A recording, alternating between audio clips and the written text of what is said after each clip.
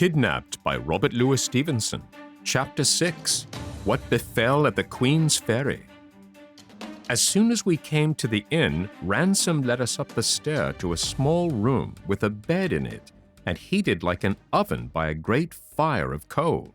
At a table hard by the chimney, a tall, dark, sober-looking man sat writing. In spite of the heat of the room, he wore a thick sea jacket, buttoned to the neck, and a tall, hairy cap drawn down over his ears. Yet I never saw any man, not even a judge upon the bench, look cooler or more studious and self-possessed than this ship captain.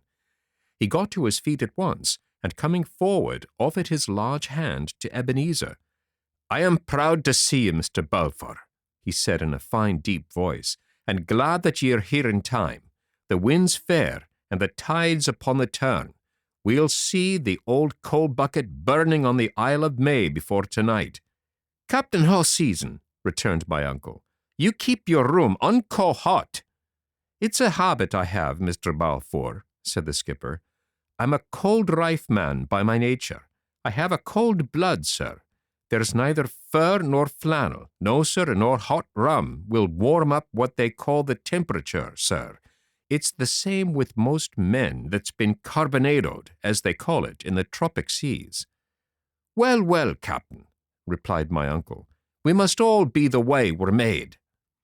But it chanced that this fancy of the captain's had a great share in my misfortunes, for though I had promised myself not to let my kinsman out of sight, I was both so impatient for a nearer look of the sea, and so sickened by the closeness of the room, that when he told me to run downstairs and play myself a while, I was fool enough to take him at his word. Away I went, therefore, leaving the two men sitting down to a bottle and a great mass of papers, and crossing the road in front of the inn, walked down upon the beach. With the wind in that quarter, only little wavelets, not much bigger than I had seen upon a lake, beat upon the shore. But the weeds were new to me, some green, some brown and long, and some with little bladders that crackled between my fingers. Even so far up the firth, the smell of the sea-water was exceedingly salt and stirring. The Covenant, besides, was beginning to shake out her sails, which hung upon the yards in clusters, and the spirit of all that I beheld put me in thoughts of far voyages and foreign places.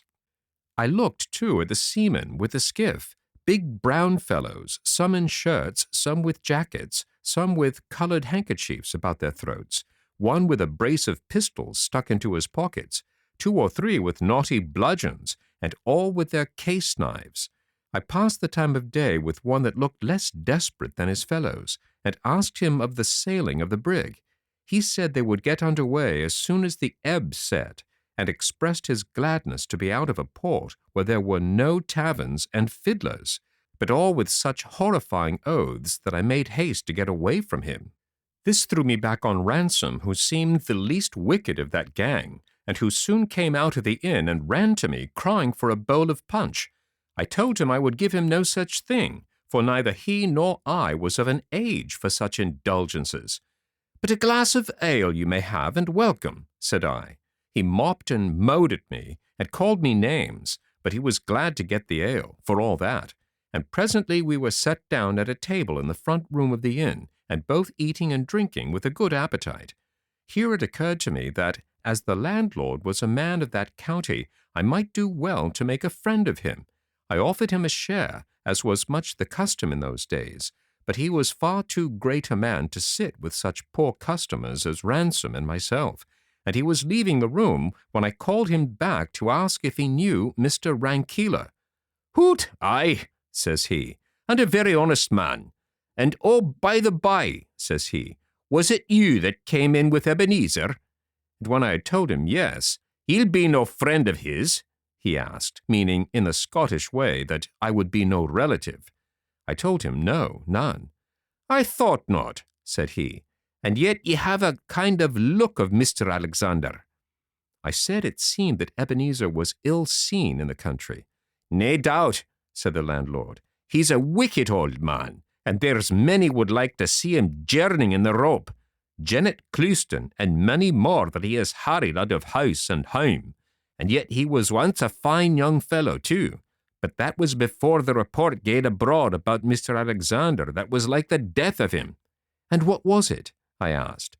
"Ooh, just that he had killed him," said the landlord. "Did ye ever hear that?" "And what would he kill him for?" said I. "And what for, but just to get the place," he said. "The place?" said I. "The Shaws?" "Nae other place that I ken," said he. "Aye, man," said I. "Is that so? Was Alexander the eldest son?" "'Deed he was," said the landlord. "What else would he have killed him for?" And with that he went his way, as he had been impatient to do from the beginning.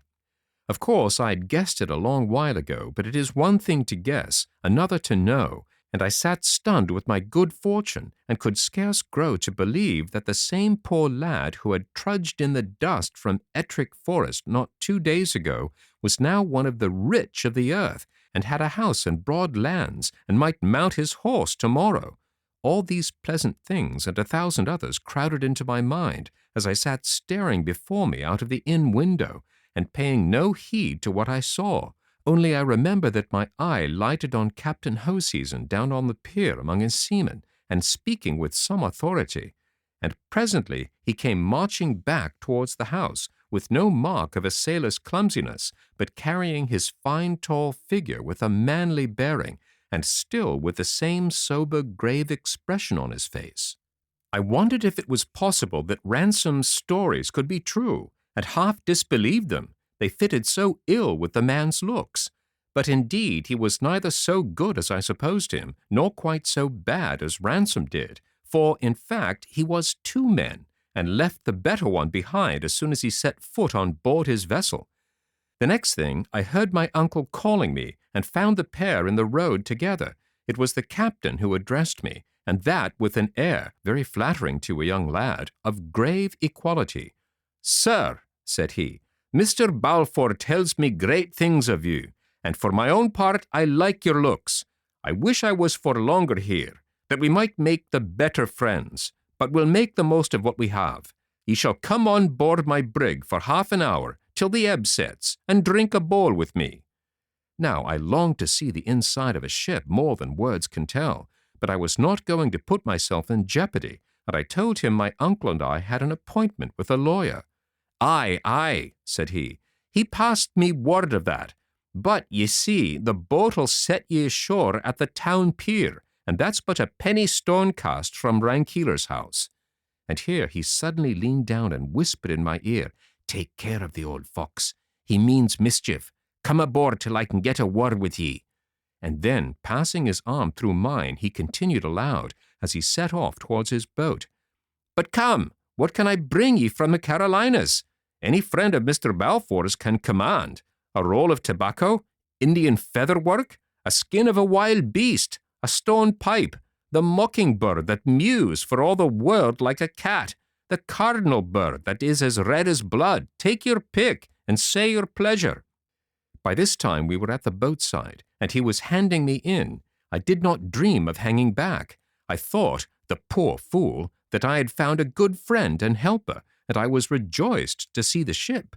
As soon as we were all set in our places, the boat was thrust off from the pier and began to move over the waters, and what with my pleasure in this new movement and my surprise at our low position and the appearance of the shores, and the growing bigness of the brig as we drew near to it, I could hardly understand what the captain said, and must have answered him at random.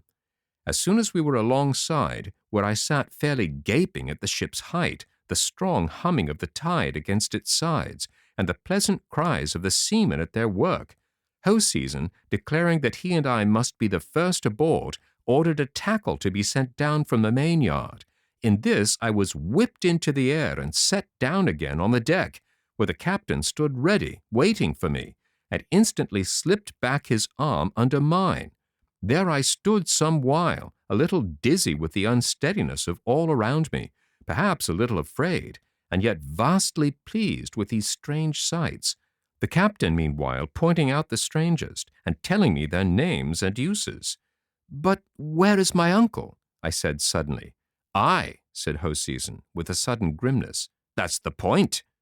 I felt I was lost. With all my strength I plucked myself clear of him and ran to the bulwarks. Sure enough, There was the boat pulling for the town, with my uncle sitting in the stern. I gave a piercing cry, "Help! Help! Murder!"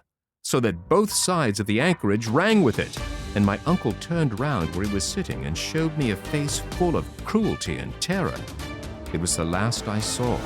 Already strong hands had been plucking me back from the ship's side, and now a thunderbolt seemed to strike me. I saw a great flash of fire and fell senseless.